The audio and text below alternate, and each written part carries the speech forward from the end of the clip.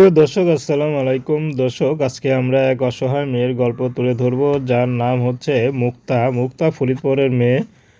তো মুক্তা থাকে তার ভাই ভাবির কাছে, তার বাবা মা কেউ নেই। তো মুক্তা এখন বিয়ে শাদীর জন্য ইউটিউবে এসেছেন। তো মুক্তার খুব পড়াশোনার ইচ্ছা ছিল পড়াশোনা করে ভালো একটা চাকরি করবে, কিন্তু সেটা তো হয়নি। এখন বিয়ের পর স্বামী সংসার করতে পারলেই মুক্তা খুশি। মুক্তার কোনো চাহিদা নেই, কোনো পছন্দ নেই। মুক্তা চাচ্ছে যে আমাকে সারা জীবন ভালোবাসতে পারবে তেমন একটা মানুষ পেলে বিয়ে শাদী করবে। কারণ মুক্তা ভাই ভাবির কাছে থাকে, তো ভাই একটু ভালোবাসলেও ভাবি একটুও দেখতে পারে না। সবসময় খোঁটা দেয় যে ভাইয়ের ঘাড়ে উঠে খাওয়া দাওয়া করছে, ভাইয়ের ঘাড়কে শেষ করছে, ভাইয়ের টাকা খরচ করছে। তো মুক্তা কষ্ট পায় নিজে, তারপর নিজে ভাইকে বলে না। কারণ ভাই বললে কষ্ট পাবে, ভাইয়ের সাথে ভাবির সাথে ঝগড়া হবে, তার জন্য চুপ থাকে।